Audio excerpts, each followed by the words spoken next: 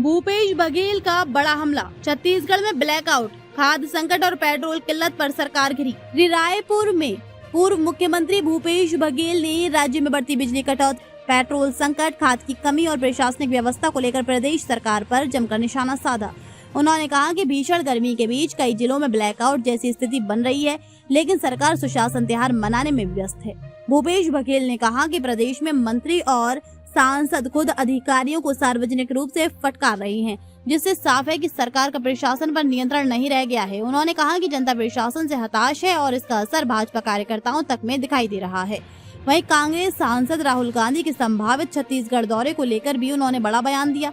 बघेल ने कहा कि जहां जहां कांग्रेस के प्रशिक्षण शिविर हो रहे हैं, वहां राहुल गांधी पहुंच रहे हैं और छत्तीसगढ़ में होने वाले प्रशिक्षण शिविर में उनके आने की प्रबल संभावना है।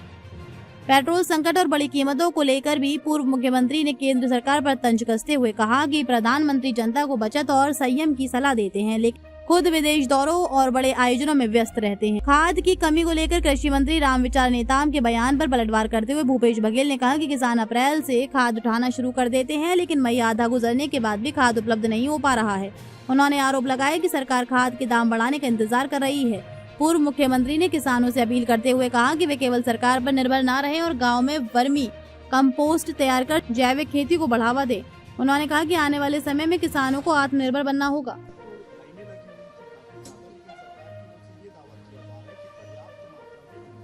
लेकिन शहर के करीब 30% पेट्रोल पंप ड्राई हो गए और आदेश भी जारी किया गया है विभाग के द्वारा कि उपयोग कम करें, आगे ये तो देखिए, भारतीय जनता पार्टी का काम ही है कि पर उपदेश कुशल बहुत तेरे। प्रधानमंत्री जी हैदराबाद में आह्वान करते हैं और सोमनाथ में रोड शो करते हैं, कहते हैं कि हवाई यात्रा नहीं करना है और खुद 5 देश की यात्रा में निकल जाते हैं। फिर कहते हैं कि डॉलर मत खर्च करो। अडानी जी लाखों करोड़ डॉलर इन्वेस्टमेंट करेंगे अमेरिका में। आईपीएल में विदेशी जो कलाकार हैं उसको डॉलर में पेमेंट करेंगे। तो ये, और अभी अमित शाह जी आ रहे हैं, वर्चुअल मीटिंग करो। 4 राज्य के मुख्यमंत्री आएंगे, यहाँ के छोड़ 3 राज्य के और आएंगे।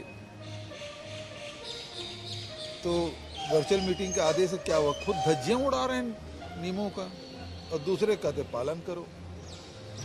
तो ये संकट जो आया है उसमें ये आम जनता के लिए निर्देश है, इनके लिए नहीं है। इनके लिए कोई कायदे कानून, कोई नियम लागू नहीं होता है। जो कहते हैं वो दूसरों के लिए है, अपने लिए नहीं है। और दूसरी बात यह है कि सरकार क्या कर रही है पहले बताएं।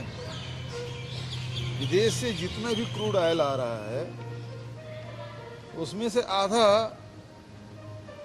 अंबानी से दूसरी जो कंपनियां हैं वो रिफाइन करके वो विदेश भेज रहे हैं, पैसा कमा रहे हैं और देश के लोग संकट में। तो अडानी को बचाने के लिए ट्रंप के शरण में पहुंच गए हैं और उसके कारण से पूरा देश है वो भुगत रहा है। तो देशवासियों से तो यही कहना चाहूंगा कि ये मोदी के द्वारा लादा गया ये परेशानी है। आज जो संकट है उसके कारण है मोदी, क्योंकि रूस तेल देने के लिए तैयार है, ईरान तेल देने के लिए तैयार है, एलएनजी देने के लिए तैयार है। तो आज खाद बीज अगर मतलब खाद की परेशानी हो रही है, उसका कारण यही है कि हम उसे वो देना चाहते हैं, हम लेना नहीं जा रहे हैं क्योंकि ट्रंप का दबाव। तो इतना डरा सहमा हुआ प्रधानमंत्री, भाई मैं तो ये कहना मोदी जी आप इसे 40 करोड़ के प्रधानमंत्री हैं यहाँ की 40 करोड़ जनता की, लेकिन आपके हरकतें हैं वो ये बता रहा है कि केवल आप अडानी के मुख्यमंत्री प्रधानमंत्री हैं। आप अडानी के प्रधानमंत्री नहीं, 140 करोड़ जनता के प्रधानमंत्री। ये प्रधानमंत्री ये भी कह रहे हैं कि अगर हालात नहीं सुधरे